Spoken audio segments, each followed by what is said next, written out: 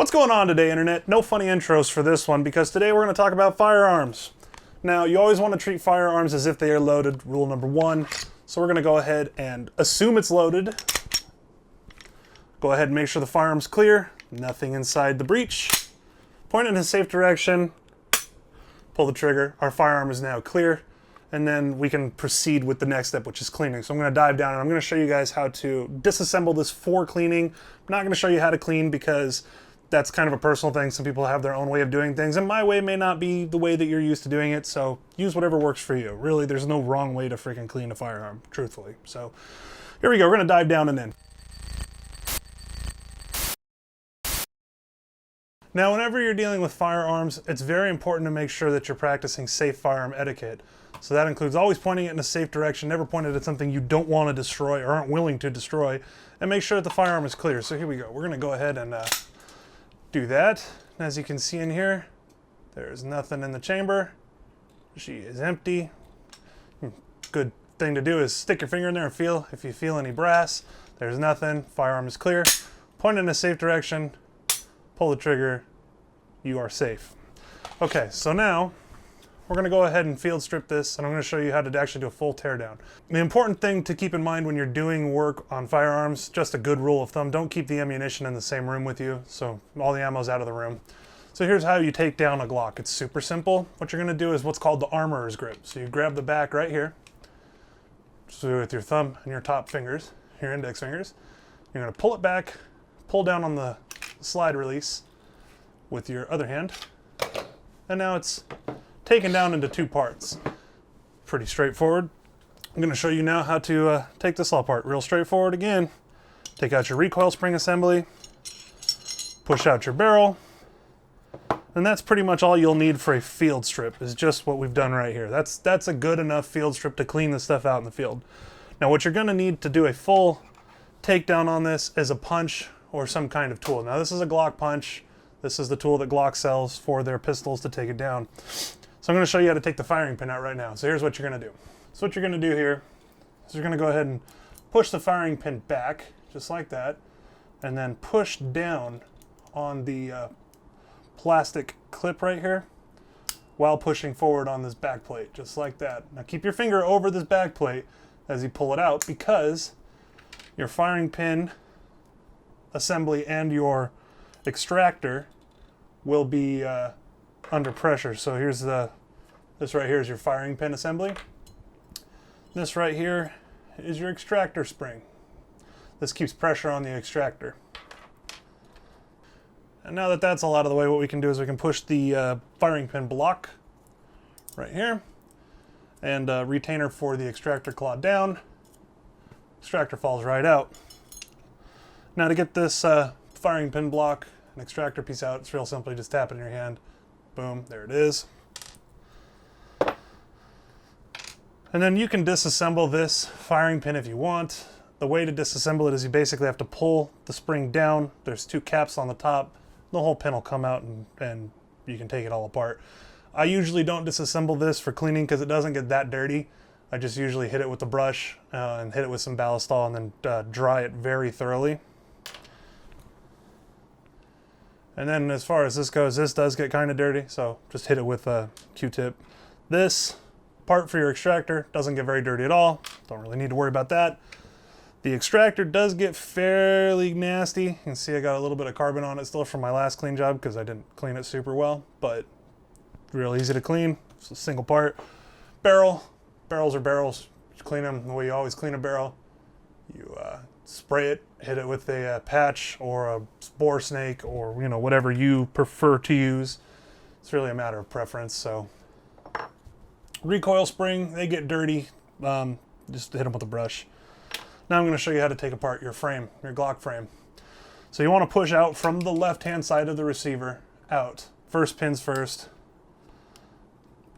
Is the top pin. Then take out your bottom pin right here. And now this takes some finagling because you have to move the slide release. Just wiggle it up and down until it gets free. Push it on out, just like that. Lift your slide release out. And then push this rear pin out, just like that. Now that holds the trigger group in the pistol. And then basically you just grab it by the trigger assembly here and pull the whole thing up and out.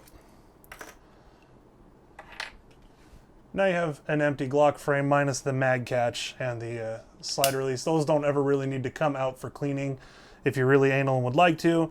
There's a spring down inside the mag well right here that you basically push the mag catch over, push the pin over, that comes out, and then a leaf spring, tension spring here for the takedown assembly.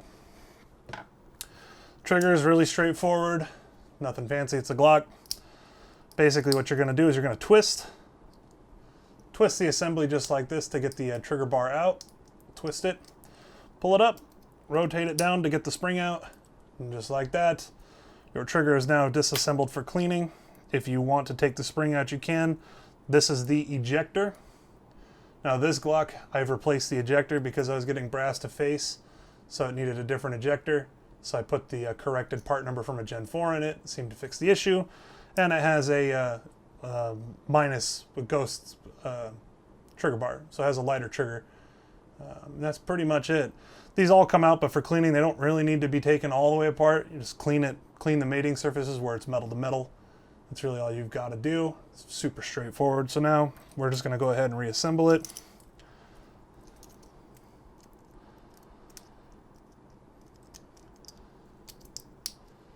Just like that.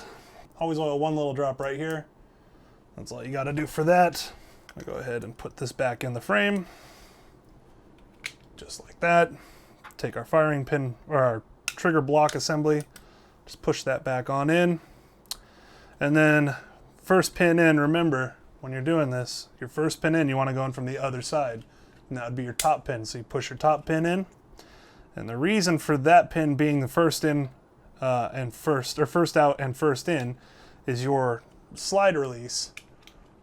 The spring on the slide release rides on that pin. So that needs to be your first one in for the first one out and first one in for assembly. Take your trigger pin, push it in from the right hand side until you hear a click, and that is it seating on there. Give it a function test. Make sure that that's in there and has tension. Perfect. And then lastly, put your polymer pin right here in the back of your slide stop, just like that. Lower's now back together. Nothing fancy there. Just a Glock. All right, now to put this back together. First things first, put your firing pin block back in. Put your extractor back in and push down so that it catches. So just like that, the extractor is now captured, won't fall out. Okay. Take your extractor plunger, which is metal, line it up with the hole right here on the back of your, let me see if I can see it. Yeah, that hole right there. Metal side goes down into the channel because that's what mates on the surface. And then take your firing pin ridge goes down, obviously, it'll only go in one way. Just like that. Take your back plate cover, start to kind of feed it in, and then take your Glock punch, push down on your firing pin, push down on your plunger, and push it up and in, and now that's back together. Barrel goes in just like that. Super straightforward. This recoil spring assembly, just put some pressure on it, put it in, and then reassemble your pistol just like that. Give it a functionality test. And we're back in business. Okay, we're back up top. Firearm is still clear. I'm gonna go ahead and make sure that it is clear. Nothing in it. Point in a safe direction, pull the trigger, and we're gonna go ahead and reholster this. Now remember, firearms aren't a toy. Now, don't get me wrong, they are fun to go shoot, but they're not a toy, so you wanna make sure that you handle them appropriately and respect them for what they are. They are tools that are capable of a lot of harm if you need them to do that job. That being said, you know, treat it with care, respect what it's able to do, and learn everything you can about your gun and practice with it and stay proficient. If you can't stay proficient with your firearm, you're not gonna be able to use it in a defense situation when your life needs it the most. Just my 2 cents on that matter, but that's pretty much it. If you wanna know what I use to clean, I use Ballistol. Does a really good job. You can pick it up on Amazon, but use whatever works best for you. This is a clean lubricant CLP product.